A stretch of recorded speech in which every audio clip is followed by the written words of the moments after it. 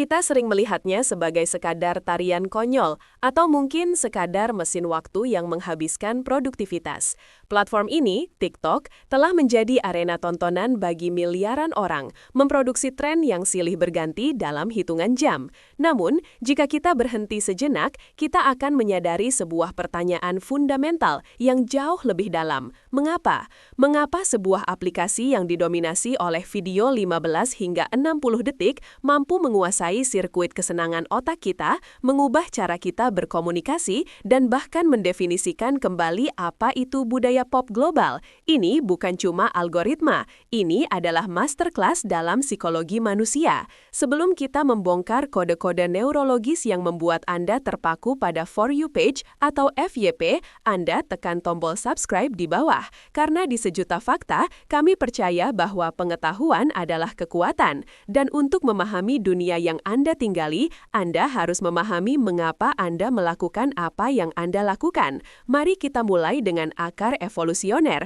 imitasi. TikTok memanfaatkan kebutuhan primitif kita untuk meniru, sebuah mekanisme yang dikenal para ilmuwan sebagai sistem neuron cermin. Sel-sel saraf ini, yang terletak di area motorik otak, membuat kita secara otomatis memproses dan menanggapi tindakan yang kita lihat seolah-olah kita melakukannya sendiri. Dalam sejarah manusia, meniru perilaku sosial, mulai dari cara berburu hingga ritual suku, adalah kunci untuk bertahan hidup dan integrasi kelompok. TikTok mengambil daya tarik penularan sosial ini dan memberikannya supercharge melalui format yang mudah diakses. Ketika seseorang melihat sebuah tantangan atau challenge viral, otak tidak melihatnya sebagai sebuah video yang terpisah, melainkan sebagai sebuah peluang untuk berafiliasi. Semakin banyak orang yang melakukannya, semakin kuat dorongan psikologis untuk bergabung, memastikan kita tetap berada di dalam lingkaran sosial yang aman dan relevan. Kita tidak sedang menari, kita sedang membuktikan bahwa kita milik kelompok itu. Aspek kedua adalah arsitektur candu yang disempurnakan oleh FYP. Berbeda dengan media sosial lain yang memaksa Anda melihat konten dari orang yang Anda kenal, TikTok secara brutal efisien dalam menyajikan apa yang Anda inginkan, bahkan sebelum Anda tahu Anda menginginkannya. Kunci utamanya adalah penguatan berselang atau intermittent reinforcement. Konsep ini adalah dasar dari mengapa mesin slot dan permainan kasino sangat adiktif. Anda tidak tahu kapan hadiah, dalam hal ini video yang benar-benar lucu atau sangat relevan. Anda terus menggeser, swipe, karena setiap geseran menawarkan kemungkinan hadiah, bukan kepastiannya. Ketidakpastian inilah yang memicu lonjakan dopamin, hormon kesenangan dan motivasi, jauh lebih kuat daripada hadiah yang dijamin. Otak Anda terjebak dalam siklus mencari, bukan menikmati. Hanya 10% dari video yang Anda lihat mungkin luar biasa, tetapi harapan untuk menemukan 10% itu membuat Anda tetap terlibat selama berjam-jam. Terakhir, TikTok menawarkan jenis validasi yang berbeda. Di era Instagram yang didominasi oleh kesempurnaan dan filter, TikTok menawarkan panggung bagi keaslian yang tidak sempurna. Bagi generasi yang merasa tertekan oleh standar estetika yang tinggi, TikTok menyediakan saluran di mana kecerobohan, humor diri, dan vibes yang relasional justru dihargai.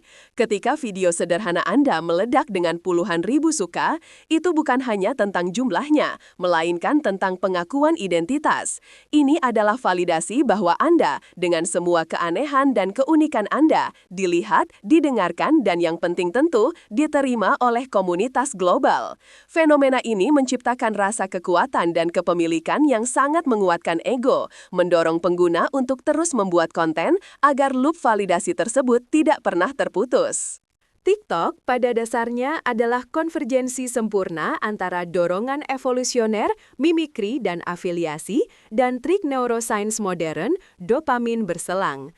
Platform ini tidak menciptakan perilaku baru, ia hanya memadatkan dan mengakselerasi hasrat psikologis terdalam kita.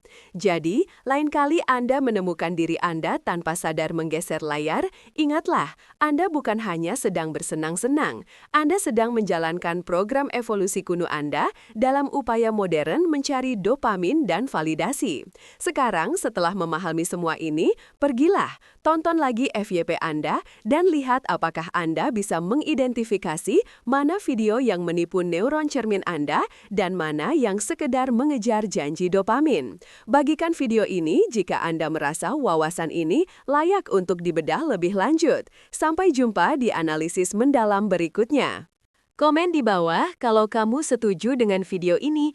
Jangan lupa tekan tombol subscribe dan nyalakan loncengnya.